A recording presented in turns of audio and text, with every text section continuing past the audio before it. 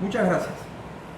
Nos ocupa en este momento tocar el tema del politraumatizado con lesión ósea y raquimedular. El manejo del paciente politraumatizado constituye uno de los mayores retos incluso para un cirujano muy experimentado. Esto ha generado cuestionamientos en el cirujano acerca de cuál es el mejor manejo que se le puede ofrecer a estos pacientes.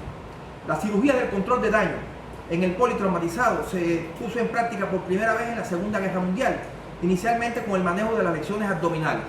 Y las lesiones de la cirugía de control de daño en ortopedia no es más que una extensión de este concepto.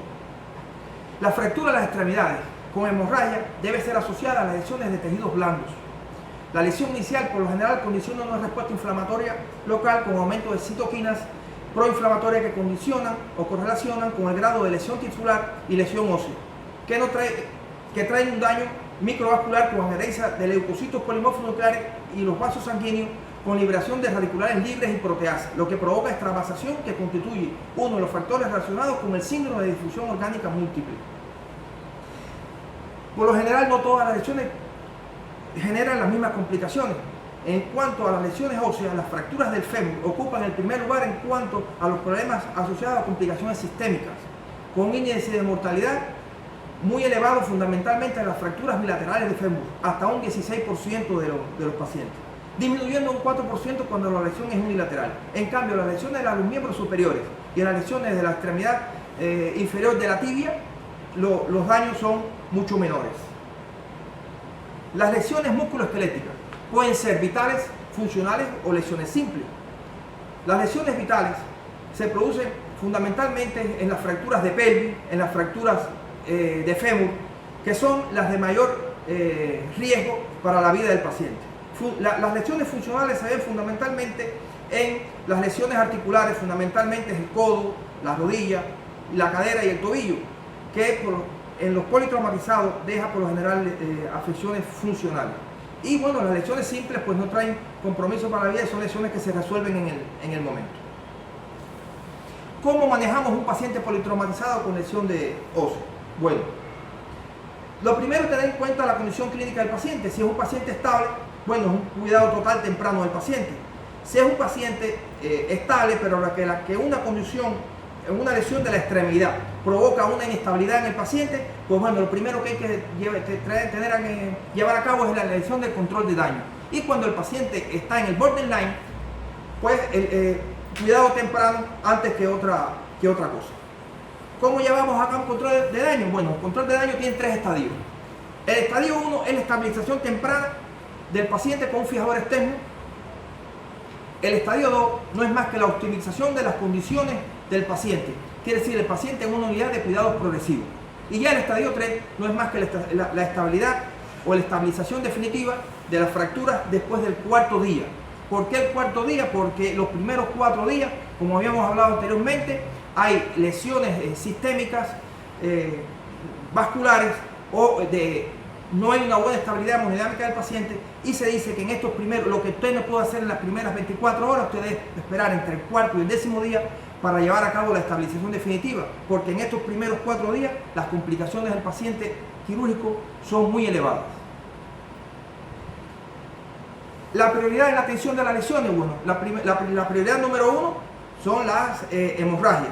Identificar las lesiones, fundamentalmente las fracturas inestables de pelvis, tipo B y tipo C de Meiling-Time, las amputaciones traumáticas, una extremidad severamente lesionada, como fracturas expuestas de los miembros tipo 3, donde hay lesiones importantes musculares, vasculares y nerviosas. Y bueno, la fractura de fémur está entre las prioridades. La prioridad número 2, que es el control del dolor. Es importante, a veces obviamos el alivio del dolor. El alivio del dolor es muy importante en un paciente politraumatizado, porque el dolor puede traer consigo complicaciones en el paciente cuando no lo tratamos correctamente. Y bueno, la prioridad 3 son el control de la respuesta inflamatoria, que no es más que el control del síndrome de respuesta inflamatoria que desencadena las diferentes afecciones del trauma. ¿Cuál es el pronóstico de estas lesiones? Bueno, el pronóstico se atribuye a la lesión, al trauma las características del trauma están condicionadas propias por el mismo paciente, las características del paciente, la edad del paciente, las lesiones asociadas, los antecedentes del paciente, los daños inherentes de la lesión que provocó ese trauma, qué lesión produjo. Es una lesión simple, son lesiones complejas, son lesiones de huesos largos, lesiones mínimas. Y por último, la atención médica especializada. El factor pronóstico está dado también por una atención temprana y adecuada de estos pacientes. Y bueno, para concluir, en la parte esta ósea de la atención al politraumatizado, bueno, está paciente estable o paciente inestable. Bueno, cuando el paciente es estable, pues bueno, podemos hacer un tratamiento ya definitivo, pero cuando el paciente es inestable, pues tenemos que hacer, como habíamos dicho, control de daño y luego la estabilización de este paciente. Ubicándonos ahora en el paciente con lesión raquimedular. Bueno, el paciente con lesión raquimedular, lo primero que tenemos que tener en cuenta es una inmovilización adecuada de urgencia de ese paciente y un control de esa inmovilización cuando llega a un cuerpo de guardia de urgencia o al centro de atención al politraumatizado.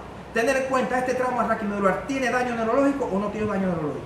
Si el paciente tiene daño neurológico, lo primero que tenemos que tener en cuenta es que tiene que tener una atención de cuidado progresivo. Si no tiene daño neurológico, tenemos que ver si esa lesión es estable o es inestable.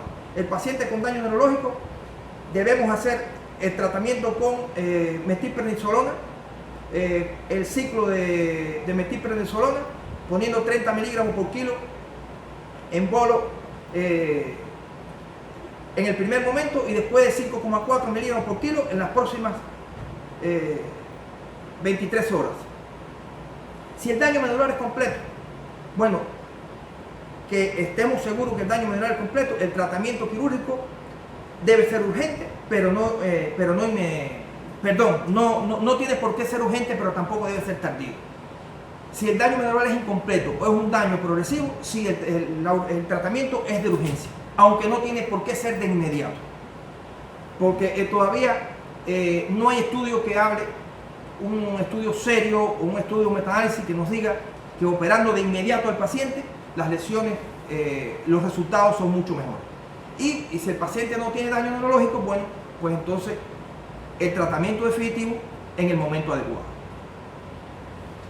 Hasta aquí lo que traíamos con respecto a las lesiones óseas y raquimedulares en el paciente politraumatizado. Muchas gracias por la atención y por la participación en este evento.